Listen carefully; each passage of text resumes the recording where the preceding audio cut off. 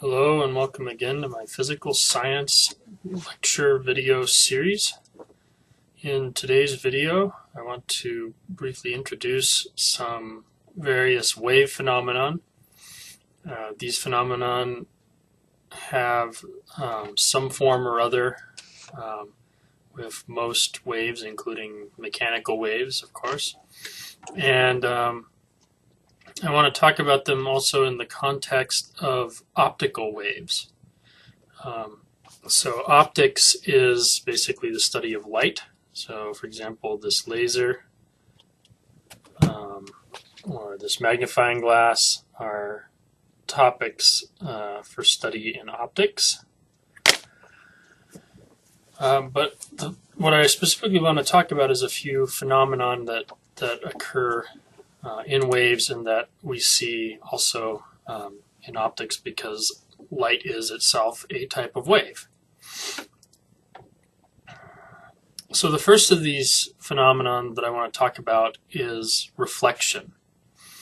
And reflection, again, is a phenomenon that you can observe for other types of wave. For example, waves in the ocean reflect off of the shore.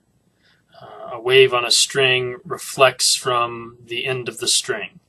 Or if you have two ropes that are tied together, it'll reflect from the knot. If we're talking about sound waves, you can reflect sound waves, and that's an echo. So if you go outside and you yell and there's a mountain range, then maybe it echoes back from the mountain range. It's reflected off the mountain range back to you. So in optics, we talk about two different types of reflection. The first is specular reflection. The second is diffuse reflection. So specular reflection is reflection from a smooth surface like a mirror or a very placid lake, or anything that's smooth and very, very shiny. A mud puddle that's clear. A piece of glass often has specular reflection. And to demonstrate specular reflection a little bit, I'm actually holding a piece of glass, and here I'm reflecting specularly the light into the camera, and if I turn the piece of glass in other directions, you largely can't see the light. That means that we're getting a specular reflection in one particular orientation. The beam hits the piece of glass and reflects off straight into the camera. Any other orientation for the laser or for the glass causes most of the light to not make to the camera. Now, with that said, right here I'm not really reflecting any light into the camera specularly, but you can still see a little bit of the light reflecting off the top of that piece of glass. And that implies that there's a second type of reflection, which is called diffuse reflection. So diffuse reflection comes from any kind of relatively rough surface.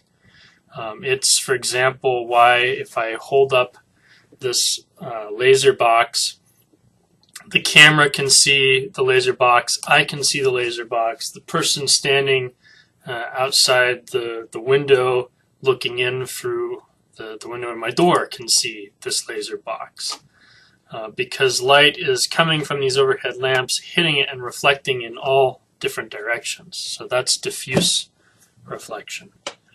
Now, as far as specular reflection goes, there's a specific law which governs reflection, specular reflection, which is that you get a ray of light that comes in incident on a surface and it reflects off of the surface, so that if you draw an angle with respect to the surface, that reflected light is going to make the same angle with respect to the normal of the surface as the incident light. So the diagram might look something like this.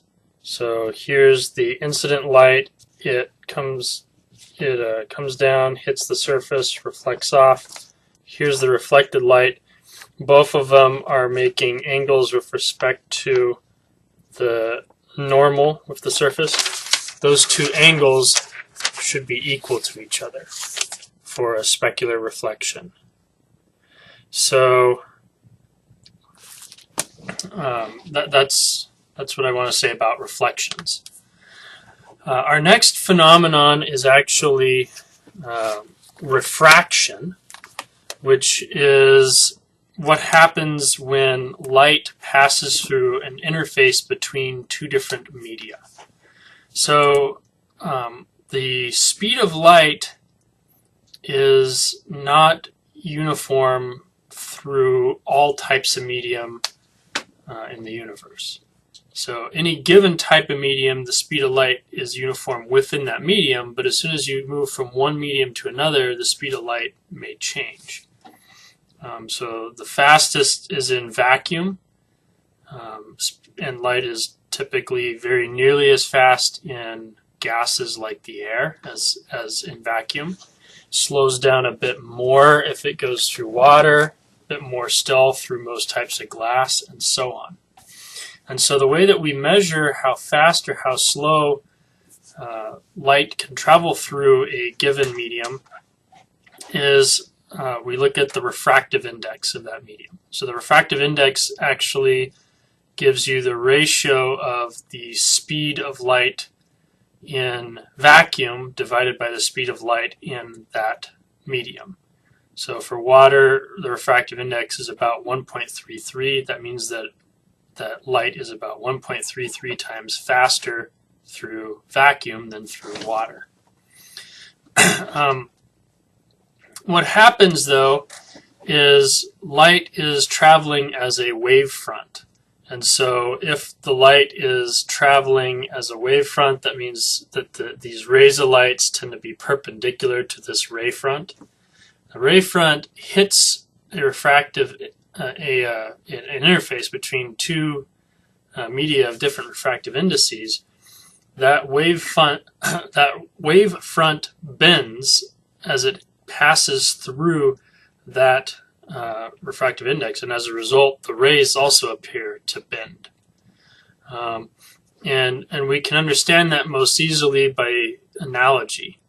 Let's say that you go outside and you're going to mow the lawn. You haven't mowed your lawn for several months, and so the grass is pretty tall and pretty thick for most of the lawn. But you make a few passes, and so the grass is relatively short and easy to push the mower along on one part of the lawn.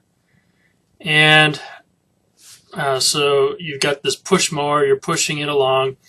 You hit the interface between the tall, thick grass and the short, relatively thin grass. What happens to the mower if you're pushing evenly? Well, it turns a little bit.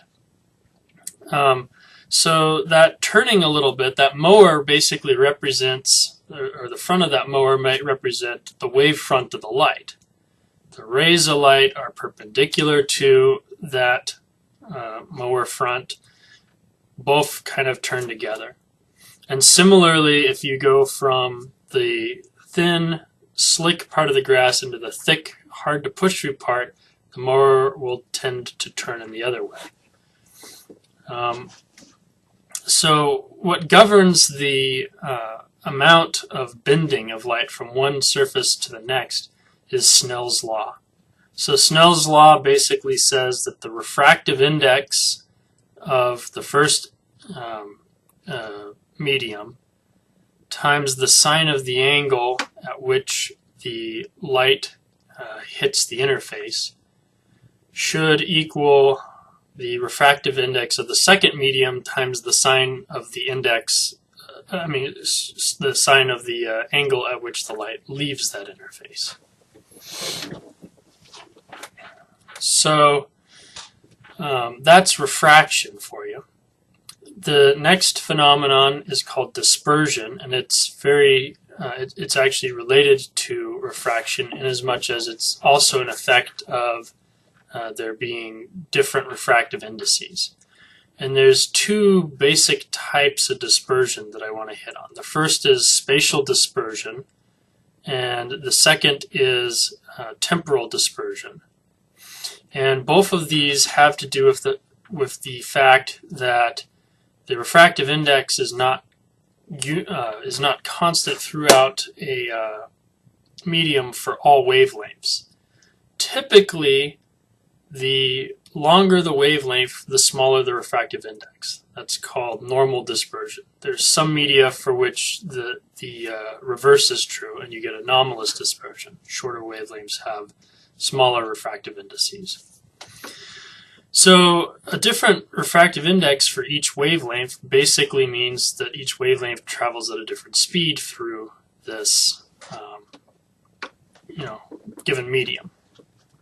So if light is incident at some angle on the interface, so it hits the interface and passes through, it's going to bend, but it's going to bend a different amount for each wavelength because each wavelength sees a different refractive index. And so that's why if you send white light into a prism, you get what looks like a rainbow out the other side. Each color is bending a different amount as it passes through that prism. The other type of dispersion is dispersion in time. And even if the light is incident normal to the interface, that means that the sine of the incident angle is 0, and therefore the sine of any refracted angle should be 0. No bending of the light occurs, but each wavelength is still moving a different speed through the new medium. And since each wavelength is moving at a different speed, that means that for example, the blue wavelengths might be outrun by the redder wavelengths. And so the pulse, if you send in a pulse of light that's made up of many different colors, that pulse tends to spread out. And that's a fairly major problem actually for fiber optical communications. Anytime that you send a light signal through a fiber optic, if you want a high bandwidth signal, that means that you have many different colors of light, and that means that you've got quite a bit of dispersion, which means that that pulse spreads out and therefore distorts as it passes through the optical fiber. The next one that I wanted to discuss, and I think this is the last one I'm going to have time for, is interference. So interference occurs between two waves when they try to pass through each other, or when they try to occupy the same space at the same time. So if you have two waves that are counter-propagating, maybe one is up and the other is down, as they counter-propagate, they add together, maybe they flatten out, and then once they pass through, the two waves pass through each other otherwise unaffected. So right where they overlap, they interfere either constructively or destructively. Constructive interference means that both are oriented in the same direction, and so when they add up to a bigger wave. Destructive means that they've got opposite orientations, so when they add up, they flatten out. And so that happens, for example, on the ocean, where a wave hits the shore and reflects back and interferes with the next wave that's coming in. It happens in optics all the time. And in fact, they can even be co-propagating, in which case the interference pattern may actually be in time if the two have different frequencies. Then you get what's called a beat pattern. So that's all that I have time to discuss today. There's many other optical effects, diffraction, polarization. There's different spectra that are emitted by atoms. So it's sort of a wide world of optics to explore, and I hope that you enjoyed this video, and I hope also that you are interested enough to explore these topics in a little more depth. So thanks for watching.